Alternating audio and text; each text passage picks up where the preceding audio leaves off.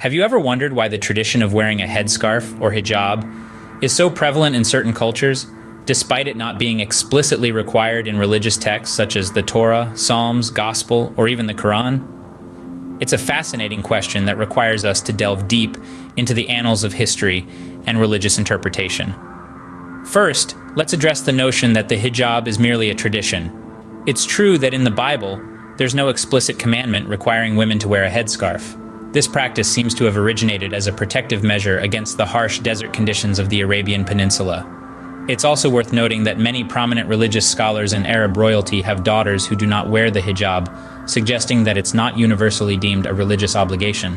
Now let's turn to the Quran. The term hijab appears 7 times in the Quran, but it does not refer to the headscarf as we understand it today.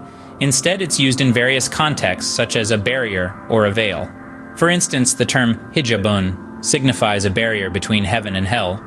Hijaban is used to denote a hindrance or restraint, and hijaban connotes protection or a screen.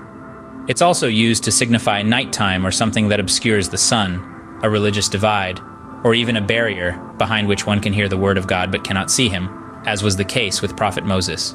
The term used in the Quran to denote a head covering is khimar. It appears in Surah An-Nur 31. Referring to a cloth that women use to cover their heads. However, the context suggests it only covers the ears, neck, and lower part of the hair, akin to a cap. The term jilbab, often mistakenly understood as a head covering, actually refers to a long garment or cloak, as mentioned in Surah al-Ahzab 59. The term nakaba, which appears 3 times in the Quran, has various meanings such as leadership, exploring the earth, or making a hole. In summary, the Quranic terms hijab, khimar, jilbab, and nakaba have been misinterpreted over time to denote a headscarf, when in reality they signify a barrier, head covering akin to a cap, long garment, and various other meanings, respectively. The practice of wearing a hijab as a head covering seems to be more of a cultural tradition than a religious mandate. It's crucial to critically examine religious texts and cultural practices to gain a more accurate understanding of their origins and significance.